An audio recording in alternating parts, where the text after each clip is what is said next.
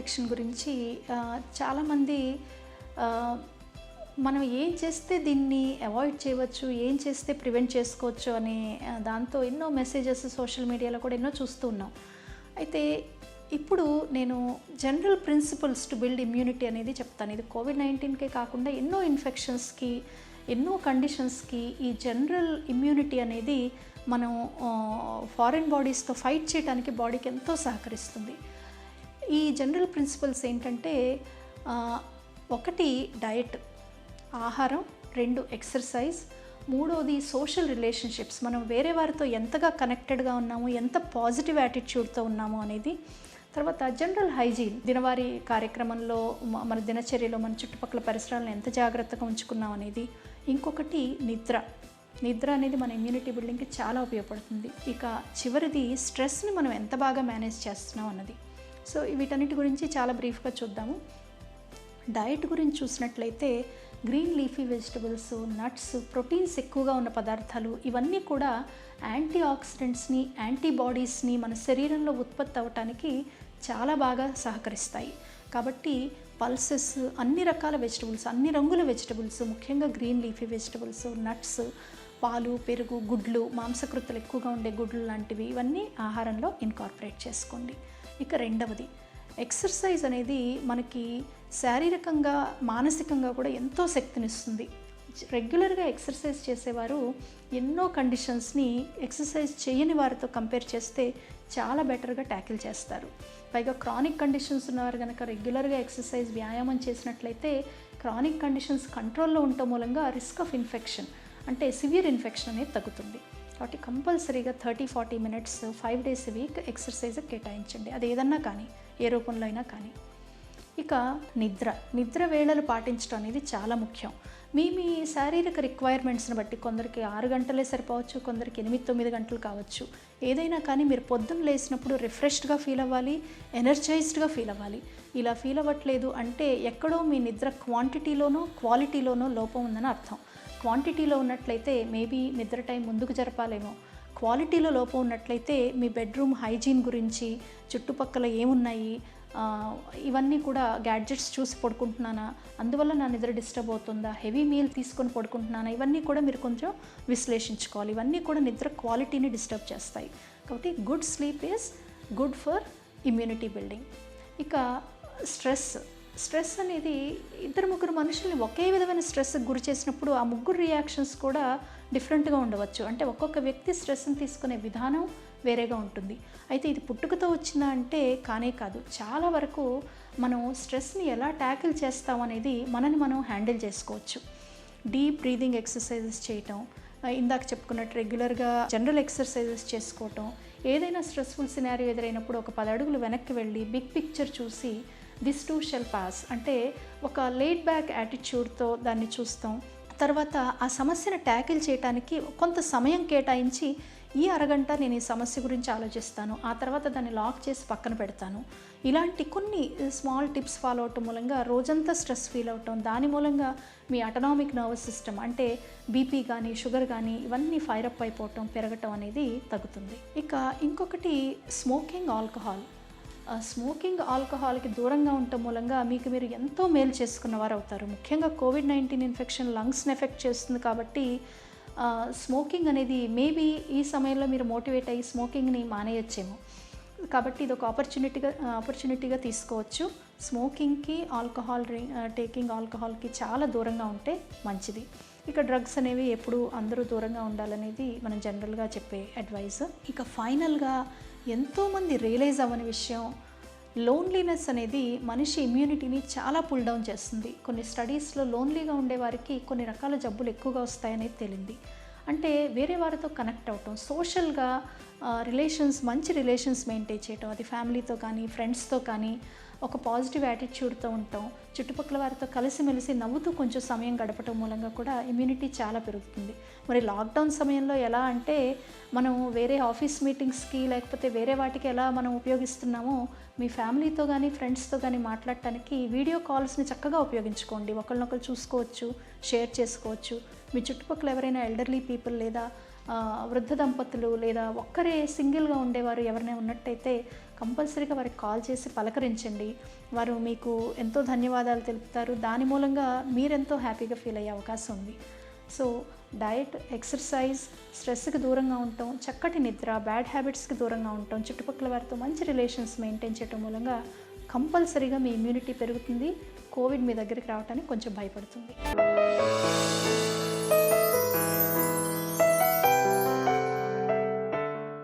ఈరోజు మనము ఈ కరోనా పాండమిక్ ఏవైతే ఫేస్ చేస్తున్నామో ఎలా మనల్ని మనం కండక్ట్ చేసుకోవాలి, ఎలా మనం హెల్దీ లైఫ్ లివింగ్ చేయాలి, మనం ఇంట్లో ఉన్నప్పుడు ఏం చేయాలి, ఇంటి బయట వెళ్ళినప్పుడు ఏం చేయాలని కూడా డిస్కస్ చేసుకుందాం. సో జనరల్గా ఇంట్లో ఉన్నప్పుడు మనం చేయాల్సిన ఇంపార్టెంట్ థింగ్స్ ఏంటంటే ఆల్ హైజీనిక్ ప్రాక్టీసెస్ అప్లై అవుతాయి.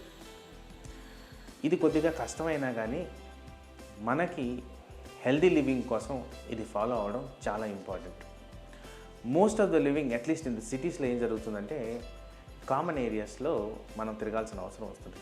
అపార్ట్మెంట్ కాంప్లెక్స్లే ఉన్నాయి, చాలా మటుకు ఉన్నాయి. వీటిలో లిఫ్ట్ సిస్టమ్ ఉంటుంది, ప్లస్ మెట్లు వాడాల్సిన అవసరం ఉంటుంది, ఇంటరాక్షన్ ఉంటుంది. సో ఇలాంటివన్నీ మీరు మినిమైజ్ చేసుకోవాల్సిన అవసరం. And one more important thing ఏంటంటే యాక్టివిటీ లేదు కాబట్టి హెల్త్ మీద కాస్త ఎఫెక్ట్ చూపించడానికి ఆస్కారం ఉంది. వీటిల్లో ముఖ్యమైనది ఏంటంటే మీరు క్రమబద్ధంగా ఎక్సర్సైజ్ చేస్తున్నారా లేదా.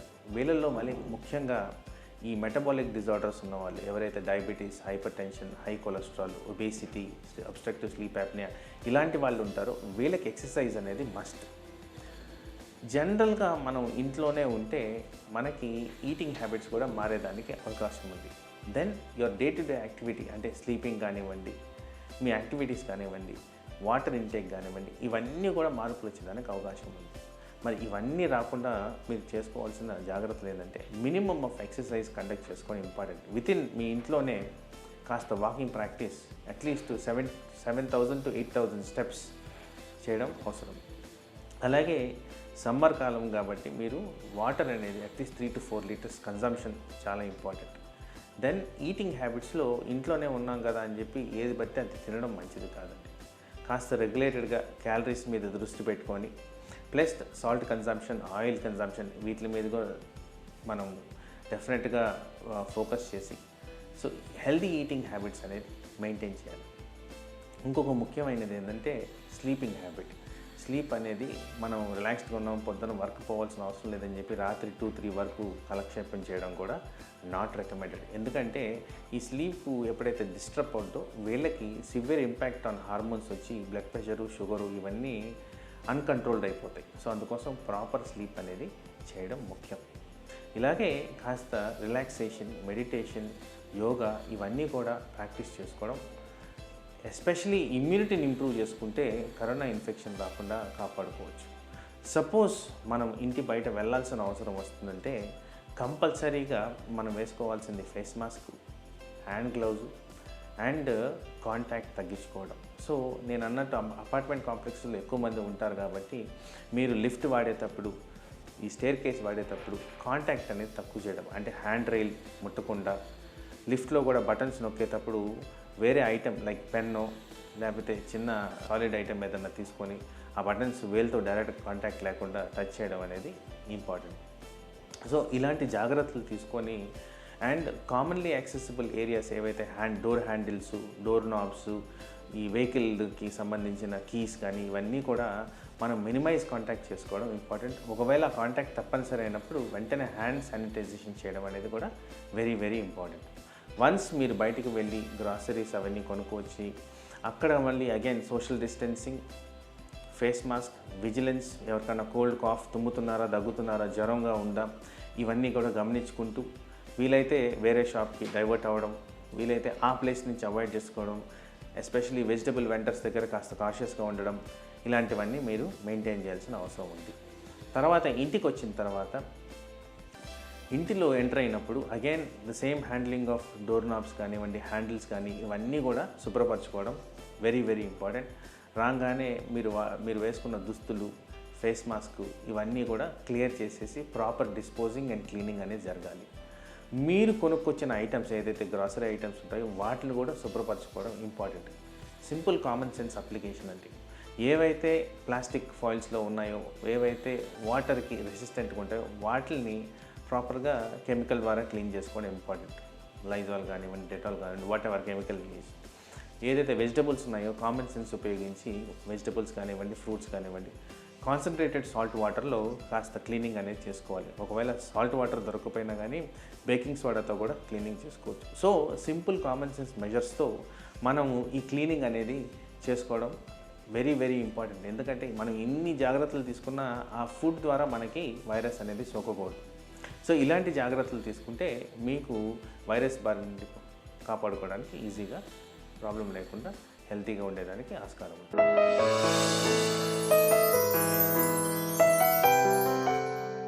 కరోనా వైరస్ బారిన పడినటువంటి వాళ్ళకి తిరిగి దాని బారిన పడకుండా ఇమ్యూనిటీ ఉంటుందా? మళ్ళీ కనుక కరోనా పేషెంట్కి వాళ్ళు ఎక్స్పోజ్ అయితే వాళ్ళకి మళ్ళీ ఇన్ఫెక్షన్ వస్తుందా అనేది చాలా ఆసక్తికరమైనటువంటి విషయం. అయితే ఇప్పటిదాకా మనకు తెలిసిన విషయం ఏంటంటే, ఇప్పటిదాకా వచ్చినటువంటి అధ్యయనాలన్నింటిలో కూడా కరోనా వైరస్కి ఎక్స్పోజర్ అయిన తర్వాత, ఇన్ఫెక్షన్ వచ్చిన తర్వాత చాలామంది, మెజారిటీ ఆఫ్ పేషెంట్స్కి ఇమ్యూన్ రెస్పాన్స్ వస్తుందని, ఇన్ఫ్యాక్ట్ వాళ్ళ సీరంలో అంటే 14 రోజుల నాటికి, జ్వరం వచ్చినటువంటి 14 రోజుల నాటికి మెజారిటీ మందికి బాడీలో ఇమ్యూనిటీ డెవలప్ అయి ఉంటుందని, వాళ్ళలో యాంటీబాడీస్ అనేవి ప్రొడ్యూస్ అయి ఉంటాయని, ఆ వైరస్ యొక్క ఒక పర్టికులర్ ప్రోటీన్, స్పైక్ ప్రోటీన్కి అగెయిన్స్ట్గా యాంటీబాడీస్ ఉంటున్నాయనే విషయం చాలా అధ్యయనాల్లో తెలిసింది. దీన్ని, ఈ ఇమ్యూనిటీని ప్లాస్మా ఎక్స్చేంజ్ ద్వారా, అంటే సదరు వ్యక్తి యొక్క రోగం నుంచి కోలుకున్నటువంటి వ్యక్తి యొక్క ప్లాస్మాని రోగగ్రస్తుడికి ఇవ్వటం వల్ల వాళ్ళు రికవర్ అవుతున్నటువంటి సందర్భాలు కూడా మనం చూస్తున్నాం. ఇన్ఫ్యాక్ట్ ఇది ఎమర్జెన్సీ మెజర్ కింద చాలా దేశాల్లో, ఇంక్లూడింగ్ మన దేశంలో కూడా ఇది ప్రయత్నాలు చేస్తున్నారు. అంటే ఇది జరుగుతోంది యాక్చువల్లీ. సో ఖచ్చితంగా ఇమ్యూనిటీ వచ్చిన వాళ్ళకి దాని, అంటే ఒకసారి ఎక్స్పోజర్ అయినటువంటి వాళ్ళకి ఇమ్యూనిటీ అయితే ఖచ్చితంగా ఉంటుందనే మనం చెప్పాలి. అయితే ఈ ఇమ్యూనిటీ ఎన్ని రోజులు ఉంటుంది, ఒక ఏడాది తర్వాత మళ్ళీ వీళ్ళకి ఎక్స్పోజర్ ఏమైనా ఉంటుందా, ఎక్స్పోజర్ అయితే కనుక వస్తుందా లేదా అనే విషయాలకి మనకి ఇప్పటికి సమాధానం లేవు. దీనికి కారణం ఏంటంటే, వైరస్ కనుక మ్యూటేషన్కి గురి కాకపోతే, ఆర్ ప్రతి వైరస్ కూడా తన ఉనికిని తాను కోల్పోకుండా ఉండడానికి తన జన్యు పదార్థాన్ని, తన ఎక్స్టర్నల్ స్ట్రక్చర్ని మార్చుకుంటూ ఉంటుంది. ఒక రకంగా చెప్పాలంటే, మన ఇమ్యూనిటీ కనుక ఒక పోలీస్ స్క్రీనింగ్ మెకానిజం అయితే, వైరస్ అనేది ప్రతిసారి దాని వేషం మార్చుకుంటుంటుంది. సో ఈ వేషం మార్చుకోగలిగిన ఎబిలిటీ ఒక్కొక్క వైరస్కి డిఫరెంట్ మోతాదుల్లో ఉంటుంది. కరోనా వైరస్కి కనుక ఈ వేషం మార్చుకునేగలిగిన శక్తి ఎక్కువగా ఉంటే ఈ ఇమ్యూనిటీ అనేది ట్రాన్సియంట్ కావచ్చు. అంటే ఒకసారి ఇన్ఫెక్షన్ వచ్చిన వాళ్ళకు కూడా మళ్ళీ ఇన్ఫెక్షన్ వచ్చే ఛాన్సెస్ ఉండొచ్చు మరుసటి సంవత్సరానికి, లేదా ఆ వైరస్ తగినంత మారినప్పుడు. ఆ గుణం కనుక వైరస్కి ఎక్కువగా లేకపోతే, ఒకసారి జనరల్గా ఒక వైరల్ ఇన్ఫెక్షన్ వచ్చిందంటే చాలా సందర్భాల్లో అది లైఫ్ లాంగ్ కానీ, లాంగ్ లాస్టింగ్ ఇమ్యూనిటీని కానీ అది జనరల్గా ప్రసాదిస్తుంది. దీంట్లో ఒక ఆసక్తికరమైనటువంటి విషయము, కొన్ని జంతువుల్లో చూసిన ఎక్స్పెరిమెంట్లలో వాటికి మొదట ఆ ఇన్ఫెక్షన్ తెప్పించి ఆ ఇమ్యూనిటీ వచ్చిన తర్వాత మళ్ళా అదే వైరస్ ఎక్స్పోజర్ చేస్తే వాటికి మళ్ళీ ఇన్ఫెక్షన్ రాలేదు. అయితే ఇటువంటి అధ్యయనాలు ఇంకా శాస్త్రీయతని పొందలేదు. అంటే దాన్ని ప్రాపర్గా స్టడీ చేసి మిగతా చోట్ల దాన్ని రెప్లికేట్ చేసి ఇది నిజమే అనే నిర్ధారణ అనేది పొందలేదు. అందువలన ఇప్పటికి కూడా ఖచ్చితంగా ఇతిమిత్తంగా ఇది ఇలానే ఉంటుందని మాత్రం మనం చెప్పలేము. కానీ ఇమ్యూనిటీ అనేది వస్తుంది, ఇన్ఫెక్షన్ వచ్చినటువంటి వాళ్ళకి టెంపరీగా అది ప్రొటెక్ట్ చేస్తుంది అని మనకి ఇప్పటిదాకా మనకు తెలిసినటువంటి విషయం.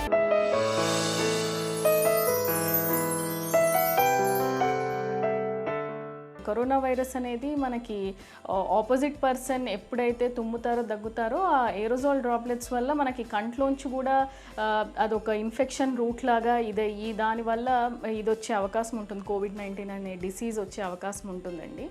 సో అందుకనే మనము ఎప్పుడైనా అలాంటి పేషెంట్లు, కోవిడ్ పాజిటివ్ ఉన్న పేషెంట్లు మనం చూసేటప్పుడు, ఎస్పెషలీ హెల్త్ కేర్ వర్కర్స్ కానీ ఎవరైనా వాళ్ళలో కాంటాక్ట్లో వస్తున్నప్పుడు మనకి ఐ షీల్డ్ కానీ, గ్లాసెస్ కానీ పెట్టుకోవడం చాలా అవసరము. మనకి ముక్కుకి ఇలా మాస్క్ కట్టుకున్నట్టే. అలానే ఇప్పుడు ఈ మధ్యన కాంటాక్ట్ లెన్సులు చాలా ఎక్కువ మంది వాడుతూ ఉంటారు. గ్లాసెస్ కాకుండా కాంటాక్ట్ లెన్స్ కాస్మెటిక్గా బాగుంటుందని కాంటాక్ట్ లెన్స్ వాడుతూ ఉంటారు. కానీ మనం ఇలాంటి పాండమిక్స్ వచ్చినప్పుడు తీసుకోవాల్సిన జాగ్రత్తలు అసలు కంటికి సంబంధించిన జాగ్రత్తలు ఎందుకు తీసుకోవాలంటే మనం కాంటాక్ట్ లెన్స్ పెట్టుకునేటప్పుడు దానికి చాలా హైజీనిక్గా ఒక ప్రాపర్ ప్రొసీజర్లో మనం హ్యాండ్స్ నీట్గా వాష్ చేసుకుని పెట్టుకోవాల్సిన అవసరం ఉంటుందండి. ప్లస్ మన కాంటాక్ట్ లెన్స్ పెట్టుకున్నప్పుడు సరే మనం అవన్నీ హ్యాండ్ హైజీన్ అన్నీ ఫాలో అయ్యి మనం కాంటాక్ట్ లెన్స్ పెట్టుకున్నా కూడా ఎప్పుడైనా కంట్లో దురదలాగా ఏమైనా వచ్చినా ఆ కంటిని రబ్ చేయడం అనేది జరుగుతుంది.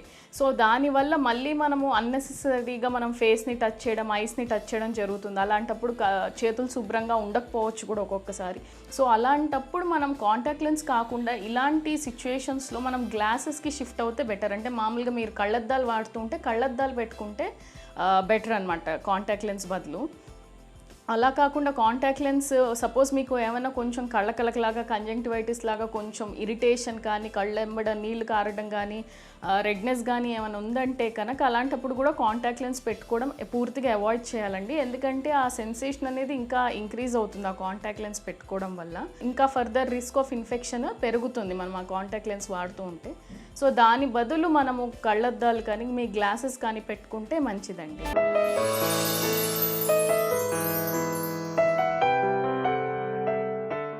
ఈ కోవిడ్-19 టైంలో ఏంటంటే సాధారణంగా మన జనాభాకి ఎటువంటి ప్రికాషన్స్ అయితే తీసుకోమని చెప్తున్నామో గర్భిణీ స్త్రీలు కూడా ఇవన్నీ తూచా తప్పకుండా పాటించాలి.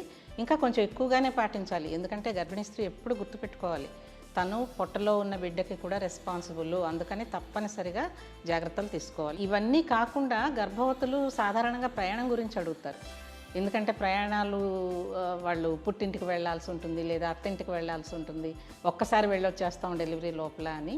వీలైనంత వరకు ప్రయాణాలు పెట్టుకోకుండా ఉంటే మంచిది. ఎందుకంటే ప్రయాణాల్లో మనం ఎంత జాగ్రత్తగా ఉన్నా కూడా ఎక్స్పోజర్ అనేది కోస్తో కూస్తో తప్పనిసరిగా జరుగుతూనే ఉంటుంది. అందుకని ప్రయాణం అవాయిడ్ చేయటం.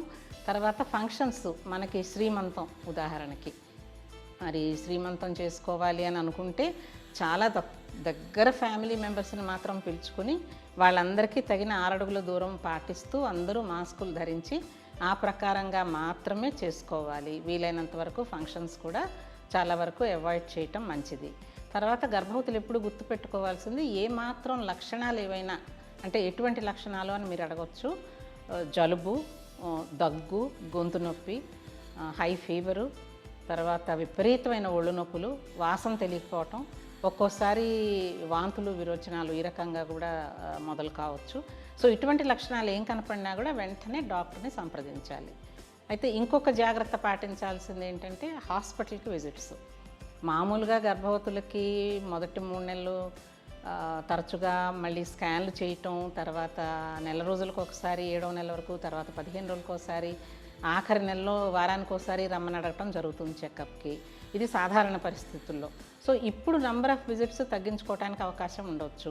మీకు ఇంట్లో డిజిటల్ బీపీ ఆపరేటర్స్ ఉండి మీరు మూమెంట్స్ అవి జాగ్రత్తగా ఫీల్ అవుతూ మీ బరువు అది తూకం మీరు చెక్ చేసుకుని ఇవన్నీ మీరు డాక్టర్తో వీడియో కన్సల్టేషన్ ద్వారా మీరు షేర్ చేసుకోగలిగితే, ఏవైనా వేరే లక్షణాలు ఉన్నట్టు మీ డాక్టర్తో చెప్పగలిగితే బహుశా అవసరమైన అత్యవసరమైన పరీక్షలు ఉన్నప్పుడు మాత్రం హాస్పిటల్కి వెళ్తే సరిపోతుంది.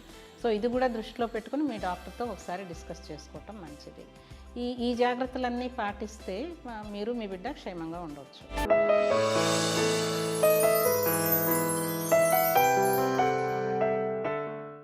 ఇన్ని రోజులు మన జాబ్స్ ఆర్ రెగ్యులర్ రొటీన్ లైఫ్లో మనం బిజీగా ఉండి పిల్లలతో ఎక్కువ టైం కేటాయించలేకపోయాము. సో ఇప్పుడు ఈ పీరియడ్ని మనం ఎంత చక్కగా మనము అవైల్ చేసుకుంటాము అనేది పేరెంట్స్ మీదనే ఆధారపడి ఉంది. సో పిల్లలతో ఏం చేయించాలి అని అంటే వాళ్ళకి వాళ్ళ మెదడులో ఎన్నో ప్రశ్నలు అనేవి వాళ్ళలో ఉంటాయి. సో మీరు ఏం చేయాలి, దాన్ని ప్రోత్సహించాలి. అలాంటివి ఏవైనా క్వశ్చన్స్ ఏమైనా వచ్చినప్పుడు మీరు అక్కడికక్కడే మీకు తెలిస్తే మీరు వాళ్ళకి ఆన్సర్స్ చెప్పటము, వాళ్ళ భావాలని వ్యక్తపరుచుకునేలాగా మీరు వాళ్ళకి తోడ్పడ్డము, ఇలాంటివన్నీ చేసినప్పుడు ఏంటంటే మీకు పిల్లలకి మధ్యలో ఒక ఫ్రెండ్లీ రిలేషన్షిప్ అనేది ఏర్పడినప్పుడు వాళ్ళ మైండ్లో ఎలాంటి క్వశ్చన్స్ అయితే వస్తాయో, లేకపోతే వాళ్ళ మైండ్లో ఎలాంటి ఆందోళన వచ్చినప్పుడు లేకపోతే ఎలాంటివైనా సరే సమస్యలకు లోనైనప్పుడు అవన్నీ కూడా మీతో షేర్ చేసుకునే అవకాశం ఉంటుంది. సో అందుకని ఈ పర్టికులర్ పీరియడ్ని మీరు వాళ్ళతో ఎంత చక్కగా పరస్పరంగా మీరు సంభాషిస్తారో అంత పిల్లలు ఓపెన్ అప్ అయ్యి అలాగే మీతో చక్కగా అన్నీ షేర్ చేయడం అనేది జరుగుతుంది. సో ఇక్కడ మెయిన్లీ ఇప్పుడు ఈ పర్టికులర్ పీరియడ్లో ఏంటంటే వాళ్ళకి ఎన్నో క్వశ్చన్స్, ఎగ్జాంపుల్ మనం ఇప్పుడు ఈ కరోనా డిసీజ్ గురించే తీసుకుందాం. ఎందుకు చేతులు కడుక్కోవాలి, ఆర్ లేకపోతే ఎందుకు ప్రతి ఒక్క పేరెంట్ వాళ్ళని బాదర్ చేస్తున్నారు, ఇవన్నీ కూడా వాళ్ళ మైండ్లో ఇలాంటివి ఎన్నో క్వశ్చన్స్ వాళ్ళ మైండ్లో ఉంటాయి. సో ఇది మీరేం చేయాలంటే మీరు దాన్ని ఫస్ట్ అర్థం చేసుకోండి. వాళ్ళు ఏం క్వశ్చన్స్ అడుగుతున్నారు మీరు అర్థం చేసుకొని దాన్ని క్షుణ్ణంగా వాళ్ళతో డిస్కస్ చేయండి. ఎప్పుడైతే మీరు డిస్కస్ చేస్తారో వాళ్ళకి ఆ ప్రాబ్లం అక్కడికి రిజాల్వ్ అవుతుంది. ఇలాగే మీకు ఇంకా ఏవైనా క్వశ్చన్స్ అంటే ఇప్పుడు ఆన్లైన్ ఇంటర్నెట్ యూసేజ్ గురించి ఒక టాపిక్ తీసుకోవచ్చు. ఆ ఇంటర్నెట్ టాపిక్ గురించి దానివల్ల మాట్లాడడం వల్ల వాళ్ళకి ఎంతో క్లారిటీ అనేది వస్తుంది. అంటే ఒక స్క్రీన్ టైం పెట్టుకోవడం కానీ, ఆర్ లేకపోతే ఎంతవరకు దాన్ని వాడచ్చు అనేది, ఆర్ లేకపోతే వాళ్ళ పర్సనల్ ఫొటోస్ షేర్ చేయటం కానీ, ఇలాంటివి చెయ్యొచ్చా చెయ్యకూడదా, ఇవన్నీ మీరు డీటెయిల్డ్గా వాళ్ళ పిల్లలతో డిస్కస్ చేసినప్పుడు వాళ్ళకు ఒక అవగాహన ఏర్పడినప్పుడు ఇలాంటి పనులు వాళ్ళు చెయ్యరు. ఇలాంటి పనులు చేయకపోవడమే కాకుండా వాళ్ళకి దాని గురించి పర్టికులర్ అవేర్నెస్ రావడమే కాకుండా మీతో చక్కగా కమ్యూనికేషన్ అనేది బాగా డెవలప్ అయ్యి రేపటి రోజున ఎలాంటి ఇష్యూస్ వచ్చినప్పటికీ మీతో వాళ్ళు ఫ్రీగా షేర్ చేయటం అనేది జరుగుతుంది. అందుకే ఓపెన్గా మీరు ఎప్పుడైతే పిల్లల్ని వాళ్ళ భావాలని వ్యక్తపరిచేలాగా మీరు అది చేయగలరో మీరు completely you will be successful doing whatever you want to make the child learning.